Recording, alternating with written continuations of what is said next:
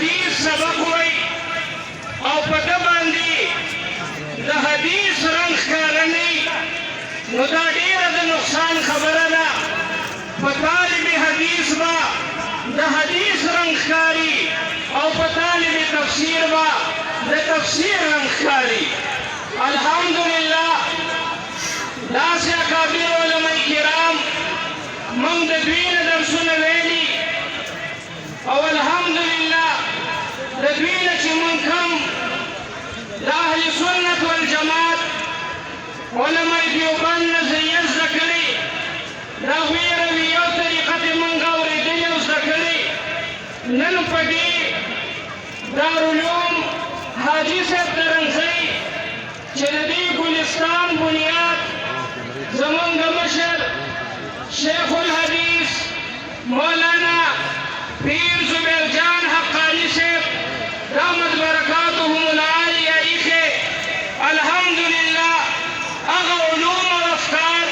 هغه نن په دې مدرسه کې درسیږي د دې مدرسې ابتدا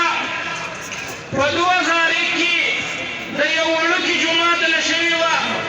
چې هغه په یو څو مرلو باندې سره د صحنه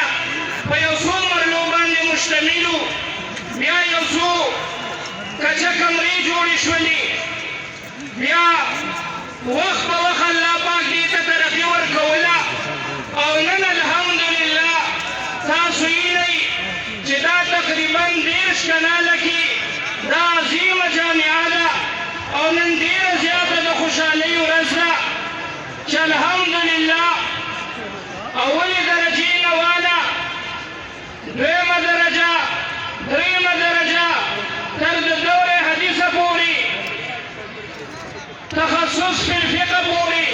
ټول علوم په دې کې درسیږي او نن دا زمونږ دریمه دستربندي ده هر کال الحمدلله د بخاري شریف نه ډېر تعداد کې طلبه کرام فارغېږي نن ستاسو مخې ته دا سپینو پګړو والا دا علماء کرام تشریف فرما دي دې سخت کال دلته دور حدیث نه ختم بخاري شریف نه فارغ شو تخصص فی الفقه نه فارغ شو او الحمدلله هر کال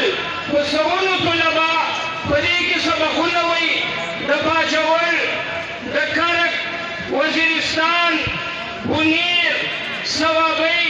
مردان مومن مختلفو ضلعونه سواتنا او بیا خاص کر د ضلع چرسلي کثیر تعداد کې طلبه کرام الحمدلله د دې ځای نه فیضیاب شوي دي او الحمدلله دا سلسله په مخ په وړاندې باندې روانه ده او الحمدلله دا نور هم سیوا کېږي موږ د ستاسو د ټولو ډېره زیاته شکریه ادا کوو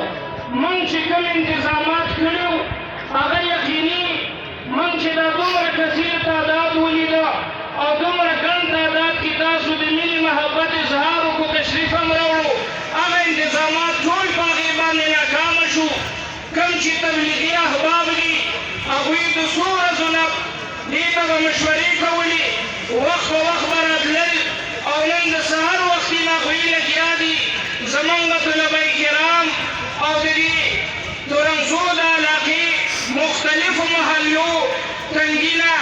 ځوانان ستاسو په خدمت کې لګیا دي انتظامیې والا راغلي دي سالاران د جمعیت علما اسلام هغوی لګیا دي خو چې کله رش ډېر زیات شي نو یقینا هغې کې بدنظمي هم راځي په هغې کې بې ترتیبي هم راځي خو الحمدلله کوم خلک چې سار نه راغلي دي اوسه پورې حق شان تشریف فرما دي او دا